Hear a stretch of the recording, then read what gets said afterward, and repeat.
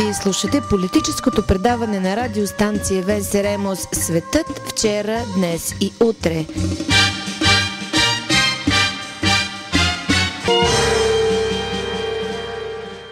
Гърция потъва. Може да я спаси Китай.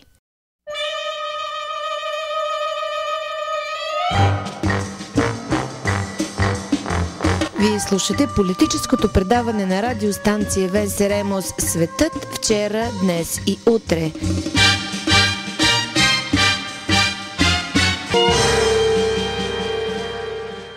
Гърция не успя да изплати в срок 1,6 милиарда евро на Международния валутен фонд, което означава технически дефолт за страната. Алексис Ципрас от Сириза вече се съгласи с всички искания на Еврокомисията, за да получи финансовата помощ и да избегне дефолта. Министерството на финансите на САЩ изрази надежда, че Атина ще продължи правилно да преговаря с международните кредитори. А в Берлин липсват всякакви компромиси. Да, Съединените щати имат интерес в зоната на свободната търговия в Европейския съюз да присъства и Гърция. Затова в момента на американците им е нужна цяла, а не разпокъсана Европа. А хипотетичното излизане на Гърция от еврозоната не обслужва плановете на Съединените щати. Германия в същото време иска да накаже Атина, при това да я накаже жестоко, защото в противен случай и другите страни могат да последват примера на гърците и също ще спрат да плащат дълговете си.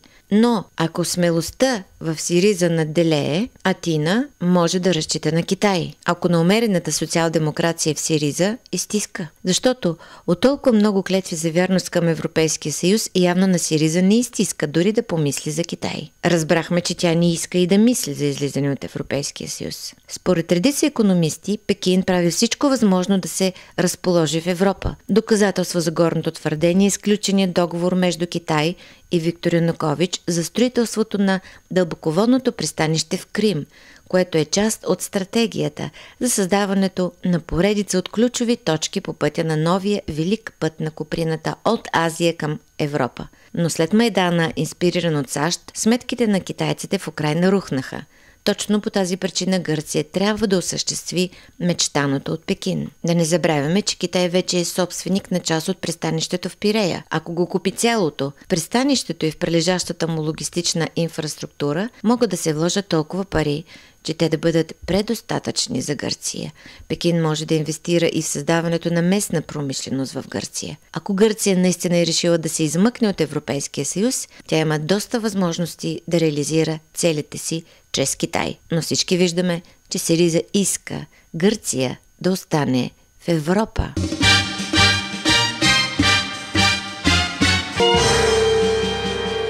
Тук се появява обаче голямото "но" в момента, в който заговорим за Китай. Да, в момента, в който стане дума за комунистически Китай, се появява едно голямо "но". И то е следното.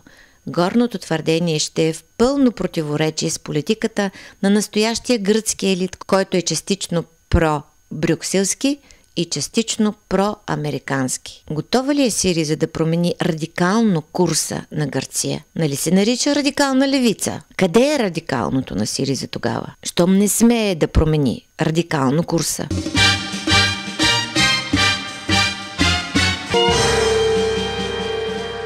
От това зависи и личната съдба на самият Алексис Ципрас, защото той не е плът от плътта на брюкселската бюрокрация. Ако Ципрас се изправи срещу интересите на гръцкия народ, съдбата му е решена. При това завинаги.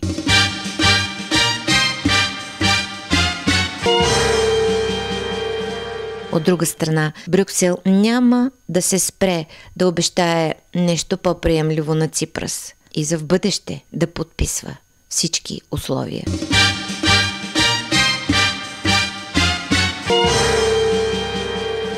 Ако не сте забелязали, в момента сме свидетели на една отчаяна битка. Старата световна система се руши и се създава нова. Да повторим само, че Съединените щати нямат интерес Гърция да бъде шутирана извън Европейския съюз, защото така тя ще остане извън новото търговско споразумение между американците и Брюксел. А Европейския съюз се отказа от суверенитет. Там няма политици, там има бюрократи.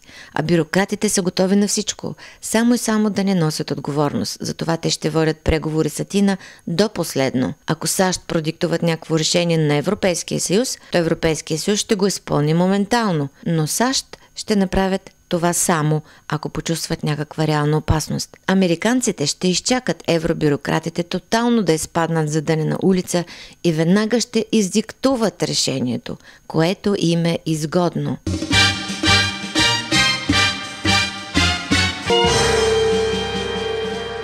Битката между САЩ и Китай върви с пълна сила. Това е битка за пазарите на Европа. По темата не говорят големите медии, защото не им е казано да говорят, но битката започна преди около 2-2,5 години. Истината е, че Китай прави всичко възможно, за да бетонира влиянието си в Европа. Реално САЩ и Китай вече са напълно сравними на геополитическата арена.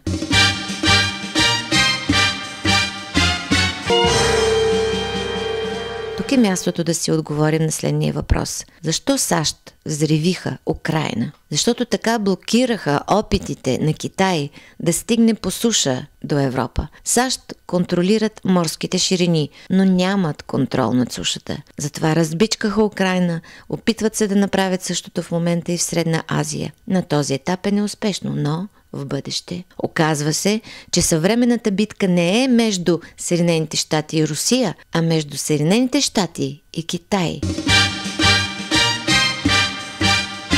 Да, Русия има ресурси, за да бъде играч в геополитическия театър, но тези ресурси не могат да бъдат използвани, защото те са блокирани от проамериканската част на руския елит.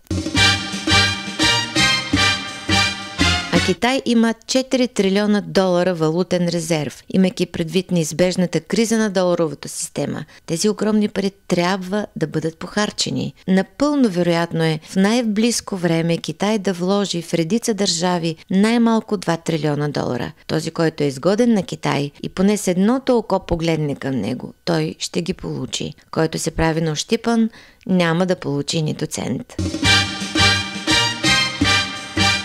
Тук се сещам да ви предложа да спрете да вярвате на разните и разнообразни конспиративни теории за някакво си световно управление на някакви си зловещи евреи или други рептилоиди. Конспиративното мислене си е опасен наркотик, който парализира логиката и пречи при вземането на правилни тактически и стратегически решения. Истината е, че ситуацията в света не се управлява от никого. Капитализмът просто се развива по всички свои правила на джунглата, т.е. на свободния пазар. Наделява този, който е най-голям хищник, който е най-голям измамник и най-повратлив лъжец и спекулант. А гръцкият дълг е пирамида, към която гърци имат твърде условно отношение. В гръцката финансова пирамида циркулират и пари на европейските данъкоплатци. А всяка пирамида, както знаем, рано или късно рухва. По всичко личи, че Министерството на финансите на Германия и Европейската централна банка са стигнали до извода, че гръцката пирамида трябва да бъде срутена тези дни. Дори ако дългът бъде реструктуриран през следващия цикъл, който ще се появи след 3 месеца, ще възникне същата криза, но вече още по-тежка. Пирамидата ще бъде срутена, да, но тогава процесът ще излезе напълно извън контрол. Германците разбират това и по всяка вероятност са решили да сложат край, докато процесите все още могат да се управляват. Да, загубите ще са на лице, но ще се минимализират максимално. Да не забравяме, че немците кредитори, старите такива, вече получиха пари на няколко пъти и значително са си погасили загубите. Немските финансови корпорации практически няма да пострадат. Затова хипотезата, че Германия е решила да срути гръцката пирамида, е напълно вероятна. Както виждаме, бюрократите са напълно готови с плана си за това. Тогава защо Еврокомисията натискаше толкова сириза за преговори и непрестанни преговори? Отговорът е такъв. Защото Германия иска да помогне на немските банки максимално. Тя разбира, че няма смисъл да търси чужда почва под краката си и реши самостоятелно да се спасява от потъващия кораб или да изхвърля от кораба гърците. Немците искат да прехвърлят отговорността върху гърците и до някъде успяват. А в Европа, в това число и в Еврокомисията, може би все още има хора, които не са разбрали, че корабът потъва и питаят илюзии, че процесът може да бъде овладян. Не може да бъде овладян, както не можа да се овладее икономическата криза, която предизвика капитализма, чрез американските финансово-пазарни фундаменталисти, които пукнаха надути от самите тях балон. Ако Ципрас отстъпи, а той вече го направи, той губи целия си политически капитал.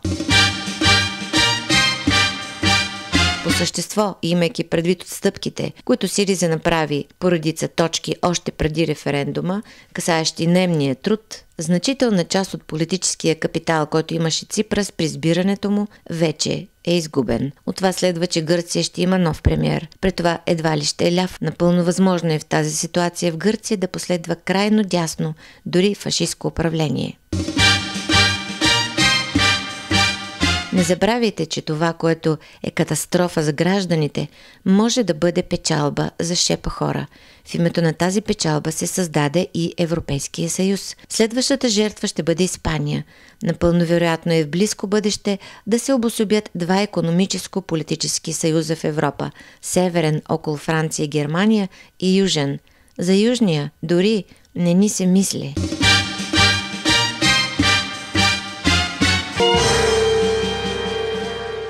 Що се отнася до Китай, там мащабите са неописуеми. Обемът на проблемите от международен характер също, но от Китай никога няма да чуем нито мрънкане, няма да видим и фръцкане и гък няма да излезе от Китай, за разлика от Гърция, за чието проблеми чуха дори марсианците.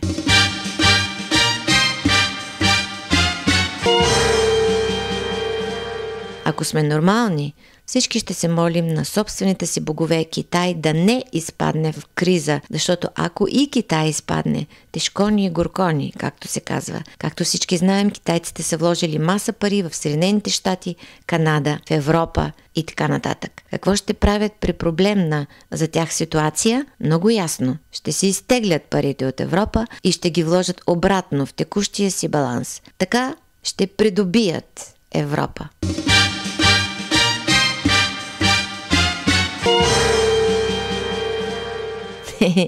Помисли си комунистическия китайски лидер и погледна нежно изящната порцеланова ваза, поставена в европейския му офис. С вас беше Петя Паликрушева. Радиостанция Венсеремус, гласът на радикалната левица, движение Че Гевара, съюз на комунистите в България.